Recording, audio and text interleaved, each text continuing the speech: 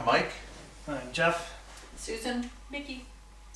Mixed martial arts, according to John Wertheim, is the fastest growing professional sport in the world. What it is the combination of individual martial arts in order to find, or better yet to create, the ultimate martial art. Now while it's becoming really popular, its unpopularity is also increasing. There are still a lot of people out there who think that they use words to describe it like brutal, or barbaric, or inhuman, and they think that it's something that doesn't belong in our society. The argument that these people formulate against it is based mostly on misconceptions. And my intention here is to persuade you to believe that that's all they are, is misconceptions, and that it is a legitimate sport, and that it does have a place in our society.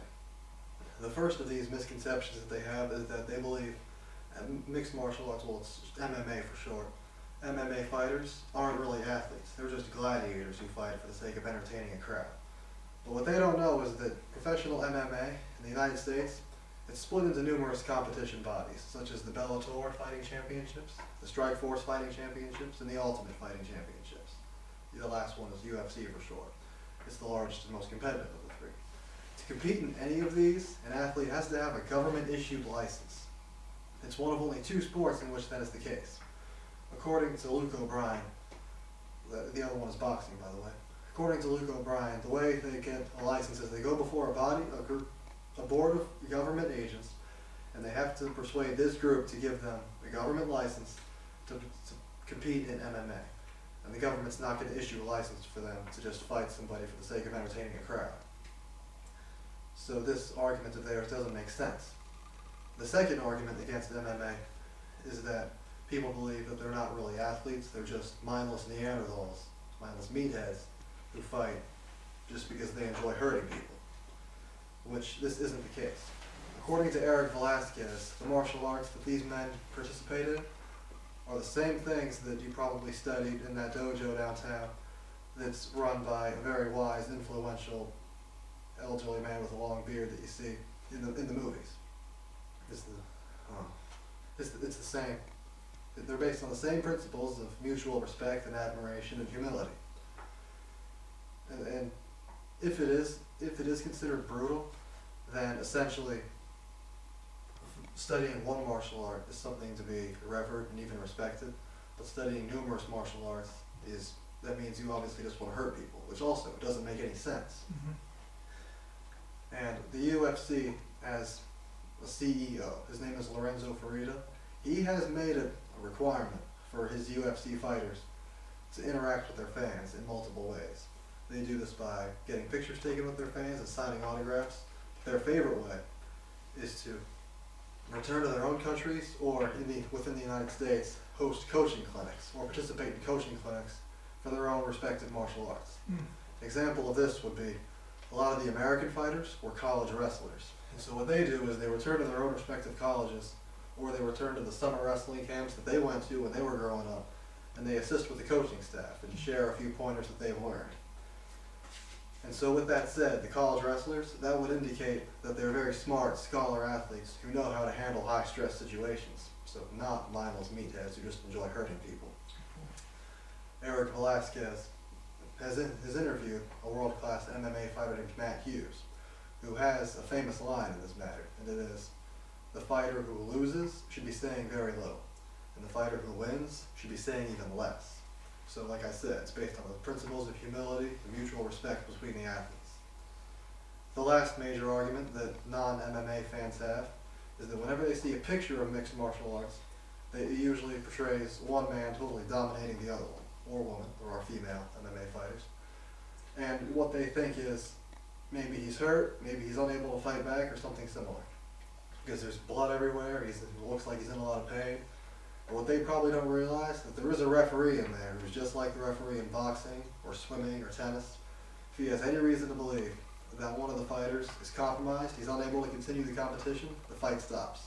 Or if he thinks the fighter is injured and that's going to affect his performance, the fight stops. But however, provided this is a dangerous sport, what you're probably wondering is, why doesn't the ref stop the fight every 40 seconds just to make sure they're both okay? Well, that's because there is a pre-fight medical screening. It consists of things like the doctors check the fighter's blood and make sure he doesn't have any diseases. They check his skin to make sure he doesn't have any large cuts that might come open during a fight.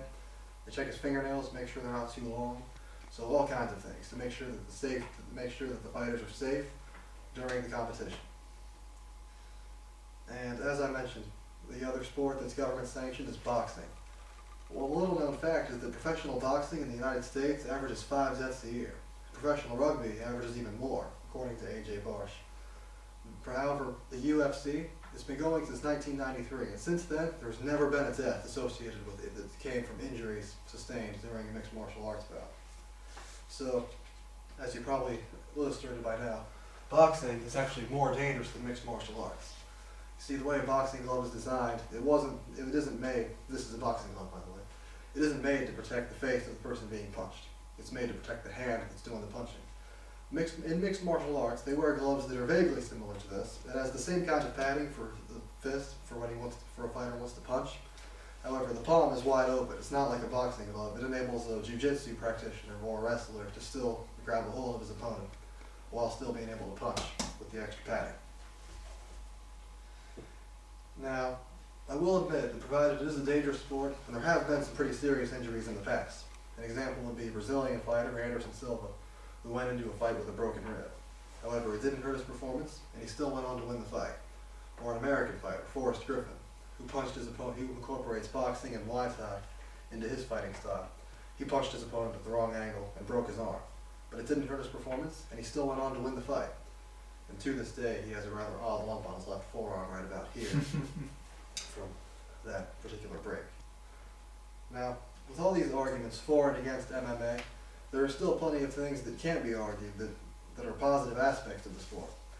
An example would be Dana White, the president of the UFC. He likes having fighters from numerous different countries practicing martial arts from their own countries, and so do the citizens of those countries. Anderson Silva, as I mentioned, is Brazilian, and he incorporates jiu-jitsu into his fighting style. The Brazilians love to see one of theirs practicing a martial art that they invented against the best in the world. Or Forrest Griffin, who, as I mentioned, does Muay Thai. The citizens of Thailand are flattered to see that a martial art that they invented is being done by one of the best in the world. Another positive aspect is the college wrestlers that I mentioned. Now that MMA exists as a professional sport, they have the option to take their skills and go pro. WWE, it is professional wrestling, but it's not the same kind of competition that they know how to do.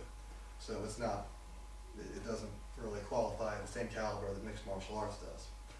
So to recap all the things I said, mixed martial arts, it is fighting for sport and not entertainment. The fighters are legitimate athletes, not mindless meatheads, not just a bunch of show-offs who want to hurt people. And it's a dangerous sport, but safety is important, and the ref knows how to do his job. So, as I've illustrated here, mixed martial arts is not brutal, it's not barbaric, it's not inhuman, and it does have a place in our society. And I hope you'll agree with me when I say so. And as a mixed martial arts fan, and MMA fans everywhere, I'm sure that we all look forward to seeing how it'll turn out in the future, and how mixed martial arts continues on.